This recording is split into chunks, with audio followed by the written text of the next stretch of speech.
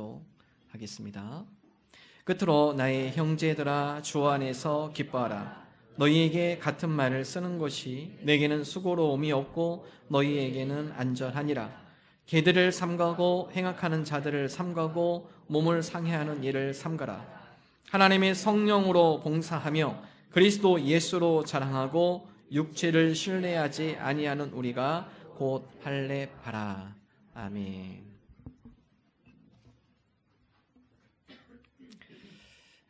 새 중에 아주 작은 새가 있습니다. 몸 길이가 6cm입니다. 꽃에 있는 꿀을 먹기 위해서 1초에 50회에서 70회 이상 날개를 움직입니다. 그렇게 힘들게 살아서 그런지 이 새의 수명은 기본적으로 4년이라고 합니다. 여러분 벌새 많이 보셨을 것입니다. 꽃에 있는 꿀을 먹기 위해서 날개짓을 바둥바둥하며 한참 정치하는 가운데 꽃에 있는 꿀을 따먹는 벌새를 쉽게 볼 수 있습니다. 이 작은 벌새와 대조적인 새가 또 하나 있습니다. 지구상에서 날아다니는 새 중에 가장 큰 새라고 합니다. 알바트로스. 사진 보시면 아마 본 분들도 계실 겁니다. 알바트로스. 이 새는 주로 해안가에 사는 새이고 몸의 길이는 대략 90cm입니다. 날개를 펴면 총 길이가 3.5m입니다. 상당히 큰 새이죠. 바다에 사는 새 중에서 가장 높이 그리고 가장 멀리 가장 오래 나는 새입니다. 보통 5,000km를 날아다닐 수 있다고 합니다. 그러나 이 알바트로스 새는 다른 새들과 틀립니다. 이 새가 비상하는 데에는 새가 그의 에너지를 비상하는 데 많이 쓰지 않습니다. 그가 하늘을 날기 위해서 쓰는 에너지는 2%입니다. 그리고 98%는 바람을 이용해서 비상을 하게 되어집니다. 그래서 이 새는 벌새와는 대조적으로 평균 수명이 50년입니다. 그리고 많이 사는 새는 80년까지 산다고 합니다. 벌새 꿀을 먹기 위해서 발버둥치며 많은 날개짓을 하지만 그러나 기껏해야 수명이 4년입니다. 그러나 바람을 이용하여서 비상하며 오히려 폭풍이 일어나면 다른 새들은 다 폭풍을 피해 도망가지만 오히려 이 알바트로스라는 새는 폭풍 속으로 들어갑니다. 그리고 그 폭풍에 있는 바람을 이용하여서 가장 높은 곳까지 비상하는 새인 것을 조류학자들이 이야기를 합니다. 우리가 세상 속에서 그리스도인으로 살아가는 것, 벌새처럼 바둥바둥 거리며 내 힘으로 살아가기보다는 알바트로스 이 새처럼 우리의 힘은 2%이지만 그러나 98% 주님의 은혜의 힘을 덧입어서 저희가 이 세상 가운데 비상하며 살아갑니다. 우리가 세상 속에 그리스도로 살아간다는 것은 연약한 내 힘을 의지하며 내 힘을 붙들고 살아가는 것이 아니라 힘들고 어려울 때 그 고난을 이길 수 있도록 우리에게 은혜를 주시며 그 고난을 헤쳐나갈 수 있도록 우리를 인도하시는 하나님의 은혜에 힘입어 비상하는 삶, 이것이 바로 이 세상 가운데 그리스도인이 살아가는 삶의 모습입니다. 오늘 특별히 사도 바울은 그리스도인으로서 이 세상 가운데 살아가는데 우리가 어떠한 은혜를 사모하며 살아가야 하는가 세 가지를 함께 이야기를 하고 있습니다. 첫 번째, 우리가 이 세상 속에서 그리스도인으로 살아간다는 것은 주님 안에서 기쁨을 회복하는 것입니다. 세상 사람들은 행복과 기쁨을 찾기 위해 안간힘을 다 쓰죠. 좀 더 내가 기쁨을 얻기 위해서 좋은 곳으로 여행 가기를 소망합니다. 내가 좀 더 기쁨을 얻기 위하여서 나의 감정을 즐겁게 해주기 위해서 맛집도 찾아다닙니다. 경치 좋은 장소도 구경합니다. 세상 사람들은 기쁨을 얻고자 많은 노력과 많은 곳을 찾아다니며 기쁨을 누리고자 하는 소망을 갖고 있습니다. 그러나 성경은 여기에서 한 가지 더 이야기합니다. 세상에서 누리는 기쁨 이외에 물론 그 기쁨도 우리가 누리며 살아가죠. 그러나 성경은 이것보다도 더 고차원적이면서 또한 세상에서 줄 수 없는 하나님 안에서 주시는 영적인 기쁨을 누려야 할 것을 우리에게 말씀하고 있습니다. 그래서 주 안에서 기뻐하라 말씀합니다. 빌립보서 이 말씀은 기쁨의 서신입니다. 사도 바울이 빌립보 교회 공동체 여러 가지 어려움과 환경에 또한 여러 가지 빌립보 교회 공동체 분열로 인해서 고통을 겪고 있는 그 성도 공동체로 하여금 그럼에도 불구하고 여러분이 기쁨을 상실하시면 안 됩니다. 그럼에도 불구하고 주 안에서 기뻐하셔야 합니다. 그래서 기쁨의 서신인데요. 빌립보서를 읽다 보면 기쁨이란 단어가 18회나 쓰여져 있습니다. 사도 바울이 빌립보서 1장을 통해서 내가 여러분을 생각할 때마다 기뻐하는 것은 빌립보 교회 공동체 가운데 분열과 어려움이 있지만 그럼에도 불구하고 하나님의 복음이 그 가운데 전파되는 것으로 말미암아 저는 기뻐하고 있습니다. 빌립보서 1장 18절 말씀을 함께 한 목소리 읽습니다.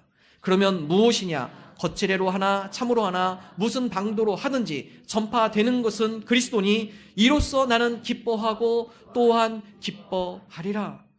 빌립보 교회 공동체 내 분열과 다툼에 대한 소식은 사도 바울이 그렇게 좋은 소식은 아니었죠.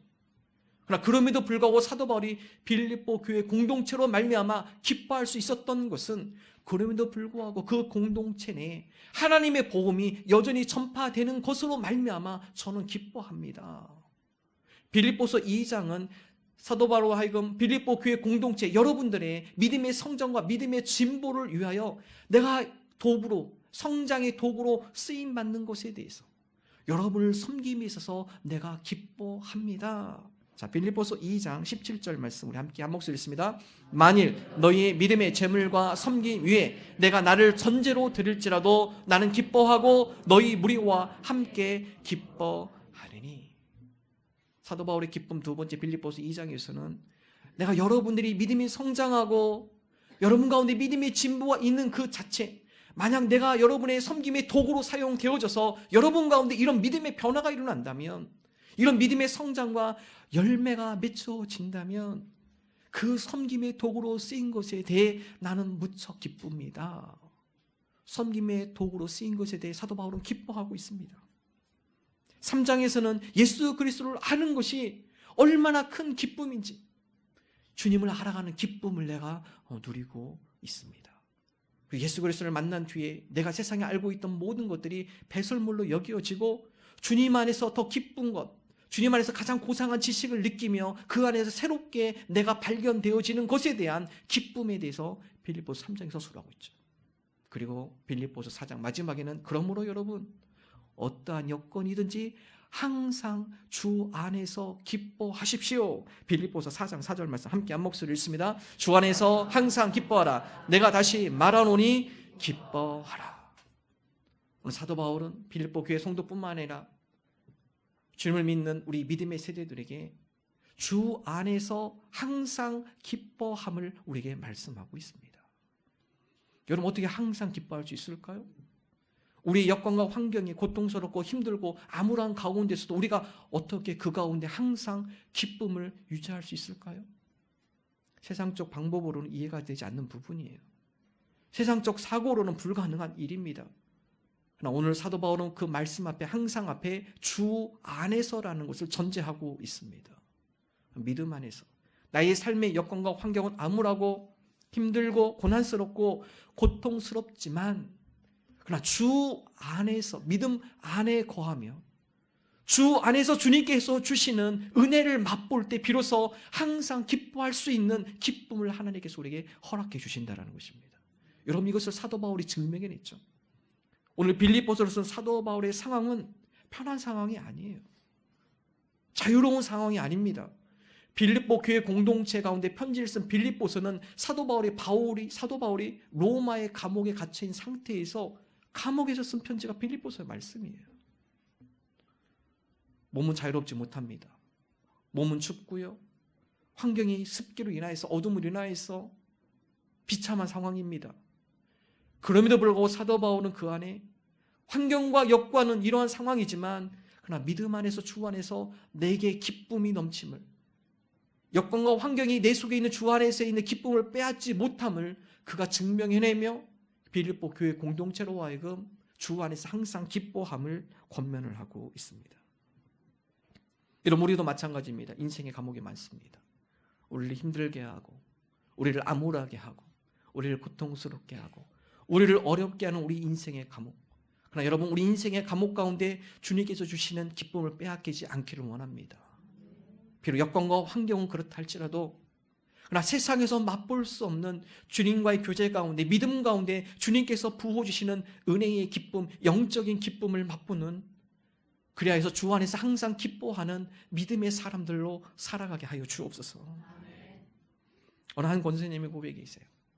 권사님이 자녀들을 돌보려고 세종으로 오셨습니다. 모든 우리 할머니 할아버지들의 고백이시죠? 세종은 젊은 세대들 중심으로 모든 것들이 돌아가기 때문에 어르신들이 힘들어요. 이 권사님도 커뮤니티 센터 가서 여러 강좌를 들었습니다. 강좌가 오면 여러 강좌가 있어요. 음악 교실도 있고요. 하모니카 교실도 있고요. 미술 교실도 있고요. 서예 쓰는 것도 있고요. 요즘 난타도 하시더라고요. 이 권사님이 노래교실을 들어가 봤대요. 노래교실. 노래교실 들어가니까 얼마나 사람들이 강당에 많은지. 근데 그러면 노래교실에 가면은 무명의 한 가수가 오셔가지고 노래를 지도해 준대요. 노래를 얼마나 잘하는지. 노래교실 가면 음악 들고 노래하는 거예요. 근데 노래하는 거 보니까 앞에 있는 분들이 얼마나 즐겁게 노래하는지 박수 치면서 얼굴이 활짝 웃으면서. 근데 이 권사님 하나도 안 즐거워요. 그렇게 다른 사람들은 즐겁게 트로트 부르면서 뭐 몸을 들썩들썩 하는데 이 권사님은 그 노래가 하나도 즐겁지 않아요. 왜 그럴까요? 세상의 기쁨보다는 찬양을 통해서 누리는 영적인 기쁨을 맛보신 분이기 때문에 그렇습니다. 트로트의 가수가 별로 마음에 와닿지 않아요. 영적인 기쁨을 누린 사람이 세상의 기쁨, 이거와는 비교되지 않는 하나님께 주시는 기쁨을 맛보았기 때문에 그 노래교실이 그렇게 즐겁지 않은 거죠. 여러분 그렇습니다. 사도 바울은 우리로 하여금 세상에서 누릴 수 없는 하나님이 주시는 믿음 안에 주시는 하나님께 주시는 기쁨, 주 안에서의 기쁨, 이 기쁨을 누리라고 말씀하고 있습니다. 미국의 심리학자 메슬로가 인간 욕구 5단계에서를 주장을 했습니다. 모든 사람에게는 욕구가 있는데요. 첫 번째 단계가 생리적 욕구입니다. 먹고 사는 문제에 대한 욕구가 다 있어요. 이 1단계 생리적 욕구가 해결이 되면 그 다음에 사람이 2단계로 올라가는데요. 안전에 대한 욕구입니다. 먹고 사는 게 문제가 되면 그 다음에 안전을 원하죠. 좀 더 좋은 집, 안전한 집 그런 쪽으로 이사를 하시죠. 안전의 욕구가 해결이 되면 세 번째로 애정과 소속에 대한 욕구가 있어요. 이제 먹고 살고 안전에 거하고 그 다음에 세 번째는요. 사랑에 대한 욕구가 있고요. 사랑받고 싶고 누군가를 사랑하고 싶고 어떤 공동체에 소속되고 싶고 3단계가 욕구가 채워지면 마지막 네 번째 단계는 자기 존중의 욕구입니다. 이제는 자기가 다른 어떤 누군가에게 인정받고 싶은 욕구, 거기에 대해서 권력욕이 생기는 거고요. 명예욕이 생기죠. 마지막 5째 단계가요. 자아 실현의 욕구입니다. 이제는 그 모든 것도 채워지면 이제는 내가 어떠한 나의 꿈과 내 삶 가운데 추구해야 할 어떤 이상을 향하여서 나아가는 욕구. 처음에는 메슬로우가 5가지 주장했지만 시간이 지남으로 3가지를 또 추구합니다. 그 중에 하나가 인식에 대한 욕구와 미적 욕구, 마지막 최고의 단계가 영적인 욕구예요. 사람들이 다 그런 욕구를 거치고 마지막으로 가는 단계가 어느 단계인가? 영적인 욕구입니다. 여러분 이것을 다시 풀어서 이야기하면 많은 사람들이 기본적으로 생리적 기쁨을 원해요. 안전에 대한 기쁨을 원하고요. 사랑에 대한 기쁨을 원하고요. 자기 존중에 대한 기쁨을 찾기를 원하고요. 자아 실현에 대한 기쁨을 찾기를 원해요. 미적에 대한 기쁨을 누기를 원하고 맨 마지막으로 가는 단계가 영적인 기쁨이에요. 그림 보실까요? 그림 보시면 단계별로 8단계까지 되어 있습니다. 여러분 이 이야기는요. 사도 바울이 2000년 전부터 한 이야기입니다. 그런데 여러분 이 메슬로우가 연구하는 놀라운 사실은 모든 단계는요. 순서로 됩니다. 생리적 욕구가 만족되지 않은 사람이 갑자기 자존감의 욕구로 올라간다. 그렇지 않다라는 거예요. 모든 단계는 한 단계 한 단계 순서로 올라가게 되어 있는데 단 마지막 단계 영적 상태의 영적인 기쁨은요. 이 단계를 거치지 않고 생리적 욕구에만 있는 그 사람도 곧바로 8단계로 올라갈 수 있다는 거예요. 그 상황임에도 불구하고 그 사람이 영적인 사모함을 갖고 있다면 그 가운데 영적인 교제 가운데 기쁨을 맛볼 수 있다는 거예요. 우리의 삶의 여건과 환경이 어떠한다 할지라도 그 가운데 주님과의 교제 가운데 영적인 만족감을 누릴 수 있는 거죠. 사도 바울에서 2000년 전부터 이미 이야기해왔습니다. 자, 아까 권사님 말씀드렸죠. 세상에 노래교실 즐겁고 다른 사람 재밌게 하지만 왜 그 권사님께 그런 마음이 없을까? 그 권사님은 영적인 만족을 누린 부신이 있기 때문에 그래요. 피곤하고 힘들고 어려워도 예배의 자리가 사모되어지고 기도의 자리가 사모가 되어지고 찬양의 자리가 사모가 되어지는 것 이미 세상에서 맛볼 수 없는 주님께 주시는 영적인 기쁨을 맛보았기 때문에 그렇습니다. 찬송가 430장 가사가 그렇죠. 주와 함께 길 가는 것 어떻습니까? 즐거운 일 아닌가. 우리 주님 걸어가신 발자취를 밟겠네. 한 걸음 한 걸음 주 예수와 함께 날마다 우리 걸어가리. 주 안에서 기쁨을 누린다는 것은 주님과 함께 길을 걸어가는 것입니다. 주님과의 교제 가운데 한 걸음 한 걸음 주님과 동행함으로 주님의 뜻에 순종하며 주님의 길을 따라가는 삶. 그 가운데 주님께서 부으시는 은혜의 기쁨을 맛보는 저와 여러분 되시기를 주님의 이름으로 축원합니다. 여러분에게 함께 나눈 이야기예요. 영어로 joy라는 이야기를 제가 많이 나눕니다. joy 한번 볼까요? joy는 기쁨이라는 단어죠. 이 joy는 다음과 할 때 우리 가운데 기쁨이 있어요. 첫 번째 J, Jesus first. 예수님이 첫 번째. O, others second. 다른 사람들은 두 번째. 마지막 Y, you, 당신이 세 번째. 그럴 때 기쁨이 있어요. 근데 세상은요 자꾸 거꾸로 뒤집습니다. 야, 네가 첫 번째이잖아.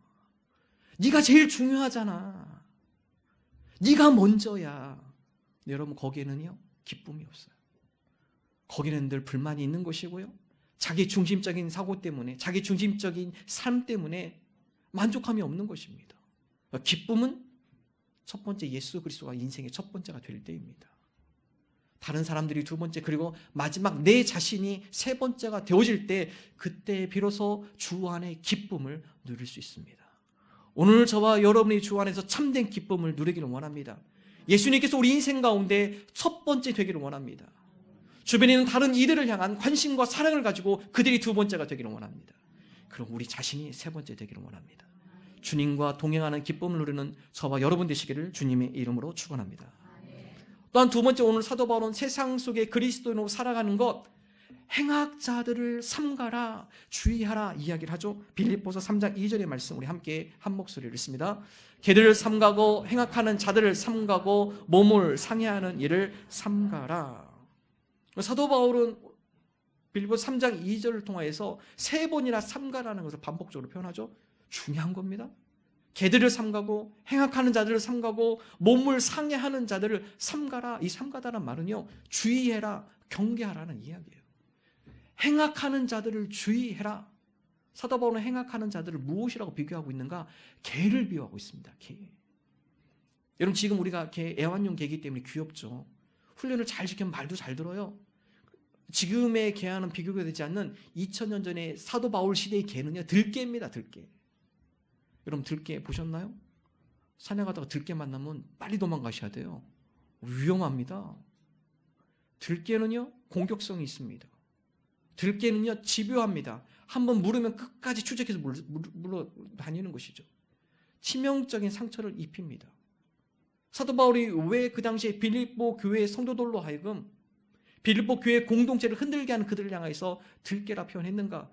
근데 이 들개는요 그 빌립보 교회 공동체에 있는 거짓 교사들이에요. 율법 학자들. 이 들개들이 빌립보 교회 공동체를 집요하게 달라붙어서 흔드는 것이죠. 여러분 빌립보 교회 공동체는 사도 바울이 개척한 교회입니다. 사도 바울이 그 가운데 복음의 진술을 이야기하죠. 여러분이 이방인들이지만 그러나 하나님의 아들이신 예수 그리스도, 그분을 믿고 그분을 구세주로 영접을 하면 여러분들은 이방인이지만 하나님의 자녀가 되는 권세를 누리게 되어집니다. 빌립보 교회 성도들이 그 이야기를 듣고 복음을 듣고 주님을 영접함으로 기쁨이 넘치는 공동체가 되었었어요. 근데 사도 바울이 잠깐 선교를 해서 자리를 비우는 사이에 예루살렘에서 거짓 교사들이 등장을 합니다. 나 예루살렘 알지? 예수님과 함께 있었던 그 지역이야. 예수님 시대에 그곳에 다 예수님과 함께 다녔고 예수님이 하는 가르침을 내가 들었고 그곳에서 내가 예수님을 목격했던 사람들이야 우리가. 사도 바울이 이런 얘기했다는데 그거는 반쪽 구원이야. 구약에 보면 하나님께서 하나님의 백성은 모두가 다 할례를 받아야 한다겠어. 그러므로 여러분들도 할례를 받지 않으면 하나님의 구원받은 백성이 될 수 없어. 할례를 다 받아라. 두 번째로 여러분들이 율법을 알지 못하면 구원받을 수 없어. 그러므로 여러분들이 구원을 받는 하나님의 백성에 대해서는 율법을 달달달 외워야 하고 이 율법 가운데 거해야 하고. 사도 바울이 말한 복음과 틀려요. 빌립보 교회 공동체가 혼동하기 시작합니다. 거짓 교사들과 율법 학자들로 하여금 그들의 구원의 확신이 흔들리기 시작해요. 사도 바울이 빌립보 교회 공동체들 하여금 여러분의 구원의 확신을 흔들리는 행악자들, 들깨들, 집요하게 달라붙어서 집요하게 여러분의 구원의 확신을 흔들어 놓는 그들을 주의하십시오. 그들의 이야기에 여러분의 믿음이 흔들리지 마십시오. 여러분 우리도 그런 경우 있지 않으세요? 구원에 대한 확신이 흔들릴 때가 있어요. 야, 너 하나님의 백성인데 기도도 안 하네? 그게 문 하나님의 백성이야. 너 구원받았다며? 구원받은 사람이 말씀도 안 읽어? 너 구원받은 거 아니야. 기도도 안 해? 말씀도 안 읽어? 그게 뭐 구원받았다고. 나보고 하는 얘기일까? 많이 생각하실 것 같아요. 꼭 나보고 하는 얘기 같네. 예. 의심의 마음. 의심의 마음이 있을 수 있어요. 그럴 때마다 어느 선교사님이 그런 얘기 하더라고요. 사단이 자꾸 우리의 마음속으로 기도도 안 하면서 뭘 구원이야. 너 말씀도 안 읽으면서 네가 문 하나님의 자녀 구원받았다고 확신을 해. 그거 거짓 확신이야. 그 너 감정이야. 자꾸 사단은 우리로 하여금 구원의 확신을 집요하게 물어뜯는 거죠. 흔들리게 물어뜯는 것입니다. 그럴 때마다 선교사님이 그 얘기하래요. 그래, 나 기도 안 해. 넌 기도하냐? 그래, 나는 식사기도 3번은 한다. 하루에 3번은 내가 기도한다. 너는 기도하냐? 그래, 나 말씀 안 읽어. 1년에 성경책 거기 안 봐. 그래, 난 주일에는 목사님과 함께 더불어 본문 말씀은 본다. 내가 본문은 본다. 너는 본문이라도 보냐? 우리로 하여금 자꾸 구원에 대한 확신을 흔드는 의심의 마음, 그 유혹에 넘어가지 마십시오. 성경 우리가 다음같이 말씀하고 있죠. 우리의 행위로 구원받는 것이 아니라 예수 그리스도를 믿는, 하나님의 아들 예수 그리스도를 믿는 믿음으로 구원을 받는 것이다. 요한복음 3장 16절 우리 함께 한 목소리 읽습니다. 하나님이 세상을 이처럼 사랑하사 독생자를 주셨으니 이는 그를 믿는 자마다 멸망하지 않고 영생을 얻게 하려 하심이라. 행위로 구원받는 거 아니에요. 행위로 구원받을 사람 아무도 없습니다. 나의 의지로 구원받는 거 아니에요. 나의 올바른 행동으로 구원받는 거 아닙니다. 그럴 사람, 그렇게 해서 구원받을 사람 아무도 없어요. 우리가 나약하고 연약한 사람들이고 다 죄인이잖아요. 하나님께서 그걸 다 아시는데. 우리가 그렇게 나약하고 연약한 죄인들이기 때문에 우리의 모든 죄를 주님 앞에 자백하며 고백하며 나아갈 때 우리의 모든 죄를 용서하여 주시고 하나님의 거룩한 자녀로 하나님께서 우리를 자녀 삼아 주심을 성경에서 우리에게 말씀하고 있습니다.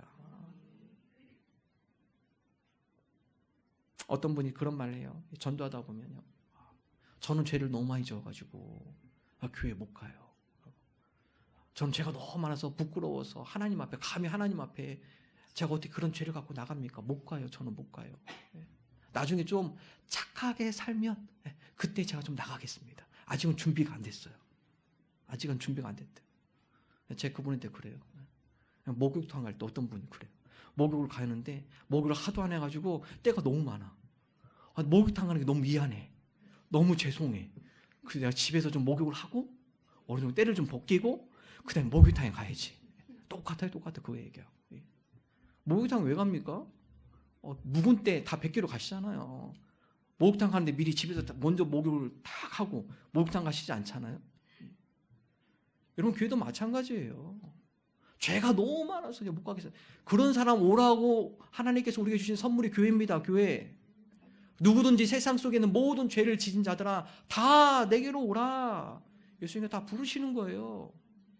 착하게 살면 가야지 아니에요. 내가 그런 죄인이기 때문에 주님 앞에 나아갑니다. 나의 행위로, 내 힘으로 나 스스로가 구원받을 수 없는 존재이기 때문에 나의 모든 죄를 용서하시고 그 모든 죄를 사해 주시며 하나님의 자녀로 부르시는 주님 앞에 내가 나아갑니다. 행위로 구원받는 것이 아니라 주의 은혜로 구원을 받는 것입니다. 요한일서 5장 12절의 말씀 우리 함께 한 목소리로 읽겠습니다. 아들이 있는 자에게는 생명이 있고 하나님의 아들이 없는 자에게는 생명이 없느니라. 아들이 있는 자, 예수 그리스도 믿는 믿음, 그 믿음이 있는 자, 그에게는 생명이 있는 것이고 하나님의 아들 예수 그리스도가 없는 자, 그에게는 아무리 그 자신이 의롭게 산다 할지라도 그 안에 구원의 생명은 이루어지지 않습니다. 특별히 사도 바울은 율법주의자들, 거짓 교사 그들을 향하여서 행악하는 자들이라고 기록을 하고 있습니다. 왜 그들이 행악하는 자들인가? 그들은 공동체를 생각하는 사람이 아니에요. 빌립보 교회 공동체가 좀 더 잘되고 성장하기 위해서 그 가운데 거짓 진리를 가르치는 사람들이 아니에요. 그들이 이야기하는 이유 중에 하나는 자신들의 사리사욕을 챙기기 위해서 공동체를 흔들어 놓는 것입니다. 빌립보 교회 공동체 그 가운데 많은 리더십이 있죠. 이 교회 공동체 사람들을 이용하여서 본인들이 그 가운데 사리사욕을 치우기 위해서는 리더들을 무너뜨려 하거든요. 바울을 비판해야 하고요. 그 가운데 빌립보 교회 리더십들을 비판을 해야 하고요. 공동체를 흐트러 놓은 상태 가운데 그들이 그 자리를 차지하고 싶은 사리사욕의 마음. 여러분, 지금도 우리 주변에 그러한 이단들이 많이 있습니다. 바울 시대뿐만 아니라 지금 이 시대에도 이단들이 많습니다. 거짓 교리를 이야기하며 그 가운데 공동체 가운데 이간질을 하며 공동체를 분열시키며 리더십들에 대한 비판의 소문을 내며 그 가운데 분열을 통하여서 그 가운데 사리사욕을 챙기려는 주변에 있는 수많은 이단들. 어떤 분이 그런 얘기합니다. 찻잔을 커피숍에서 차를 마시고 있는데 오랜만에, 옛날에 아셨던 분인데 오랜만에 그분을 만났어요. 그분을 만나서 너무나 반가워서 시간 약속을 해서 언제 다음 목요일에 만나서 차 한잔 마십시다.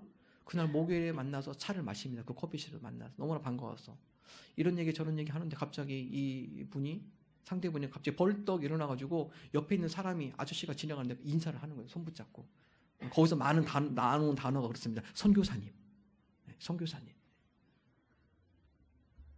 그러면서 그 선교사님과 대화를 잠깐 나눠요. 우리 자녀가 이렇게 해서 선교사님 그때 기도해 주셔가지고 자녀가 참 잘 됐습니다. 감사합니다. 그리고 헤어집니다. 그러면서 이 선교사님에 대한 이야기를 이제 그 사람에게 해주는 거예요. 우리 애가 이랬었는데 이 선교사님 와가지고 기도해 주니까 우리 애가 그렇게 좋아졌어요. 그 다음에 뭐라 할까요? 너도 기도 받아, 너도. 저 선교사님 아주 자녀를 위한 기도에서 능통하신 분이야. 그런 분 없어요. 예. 그분이 기도했다고 해서 자녀가 능통하게 돼, 그런 분 없습니다. 예. 그런데 부모님들은 어떻게 되죠? 자녀에 대한 고민이 있는 부모들은요, 다 넘어갑니다. 거기에. 다 안 넘어갈 부모가 누가 있어요? 여러분, 이미요 그분 만나기 전에는 다 조사하고 들어와요. 이 사람이 고민이 뭐고 문제가 뭐고 다 조사해서 몇 월 며칠에 어디든 만나고, 그리고 누구 한 명 거기 지나가게 만들고, 만나서 서로 어떤 대화를 해 줄 거고 다 각본을 짜놔요. 짜놓고 만난 다음에 그 다음에 끌고 가는 겁니다. 주변에 그렇게 우리의 믿음과 공동체를 흔들려는 이단들이 많이 있어요. 바로 그들을 주의해라, 주의해라, 주의해라. 삼가라, 삼가라, 삼가라 말씀하고 있죠. 그래서 여러분, 주변에 있는 사람들 가운데 이분 정말 치유의 은사가 있었어. 이분이 기도하면 다 사. 근데 그 목사님한테 얘기하지 마. 그리고 언제 나랑 같이 가자. 조심하세요. 그런 거. 거의 이단의 확률이 많습니다. 조심하세요. 아주 능력 있는 선교사님인데 이 선교사님이랑 말씀 공부하면은 그냥 믿음이 막 쑥쑥 자라. 근데 교회 목사님한테 얘기하지 마. 그리고 언제 나랑 같이 가자. 거의 이단입니다. 왜 얘기하지 말라고 할까요? 못 가게 하니까 교회에서. 목사님한테 얘기하면 상황 파악해보고 들어보고 상황 정리해보면은요, 거의 다 이단이구나. 나오는 거죠. 오늘 저와 여러분이 이 세상 가운데 여러 유혹에 휩싸이지 않기를 원합니다.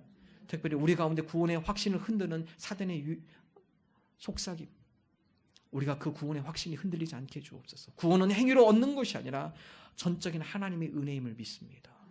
오늘 우리 주변 가운데 우리를 유혹하는 이단들의 거짓 교리들, 하나님 그 유혹 가운데 우리가 빠지지 않도록 주의하는 신앙인들이 되게 하여 주옵소서.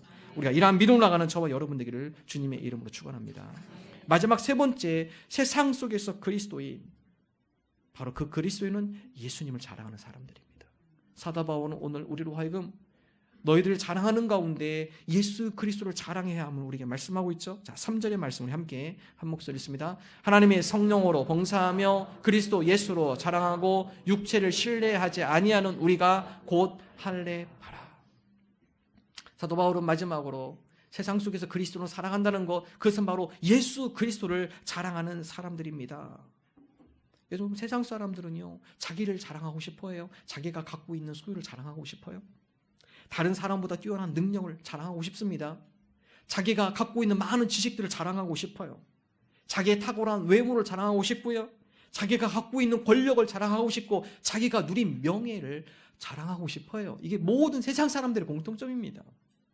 그러나 우리가 성도로 살아가는 것은 물론 우리에게 그런 자랑거리가 있을 수 있어요. 그러나 우리가 성도로 살아간다는 것은 플러스 하나를 더하는 거예요. 거기다. 오늘 나에게 이런 재능을 주신 하나님 앞에 감사를 드립니다.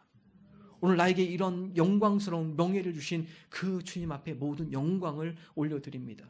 오늘 나에게 이런 탁월한 재능을 보여주시는 그 은사를 주신 하나님을 찬양합니다. 나의 자랑거리를 하나님께 드리는 것이에요. 오늘 나에게 이러한 은혜를 주신 그 하나님을 찬양하며 그 하나님을 높이며 오히려 그 하나님을 자랑합니다. 그래서 사도 바울의 고백, 나의 나 된 것은 하나님의 은혜로 된 것입니다. 여러분, 외형적으로 봤을 때 사도 바울은 정말 자랑거리가 많은 사람이었습니다. 그는 바리새파 중에 바리새인, 바리새파 중에서도 그 가운데 능력이 탁월한 바리새인이었습니다. 어떤 누구보다도 율법에 대한 해박한 지식을 갖고 있는 사람이었어요. 특별히 그 당시에 가멜리엘 문화라고 바리새파 중에 가장 존경스러운 스승 가멜리엘 문화에서 그 후계자로 세움받을 만한 능력 있는 사람이었죠. 또 로마의 시민권까지 갖고 있어요. 다른 사람이 갖기 힘든 그 시민권까지도 갖고 있는 사람이에요. 외형적으로 봤을 때는 사도 바울 자랑할 것이 너무나 많아요. 그러나 그가 예수 그리스도를 만나고 그가 자랑거리로 알았던 그 모든 것들이 마치 찌꺼기와 같더라. 배설물과 같더라. 예수 그리스도 아는 지식의 가장 고상한 지식이더라. 바울이 고백하죠. 자, 빌립보서 3장 8절과 9절 전반절 함께 읽습니다. 또한 모든 것을 해로 여김은 내 주 그리스도 예수를 아는 지식이 가장 고상하기 때문이라. 내가 그를 위하여 모든 것을 잃어버리고 배설물로 여김은 그리스도를 얻고 그 안에서 발견되려 함이니. 예수 그리스도를 만나기 전 자기의 외형적인 것, 자기의 탁월한 능력, 자기의 신분, 자기가 갖고 있는 지식, 이 모든 것들이 자랑거리였습니다. 사도 바울도. 예수 그리스도를 만나고 난 뒤에 자기가 그렇게 자랑스럽게 여겼던 자기의 외형적인 것들은요, 찌꺼기, 배설물로 여기는 거예요. 그 가운데 예수 그리스도를 아는 지식이 가장 고상한 지식, 주님과 교제하는 가운데 내 안에서 새롭게 발견되어지는 놀라운 하나님께서 주시는 은혜, 이거에 비하면 자기의 외형적인 것들은 아무것도 아니라는 거예요. 오늘 저와 여러분이 이런 은혜가 있기를 원합니다. 우리가 그리스도 안에서 새롭게 발견되기를 원해요.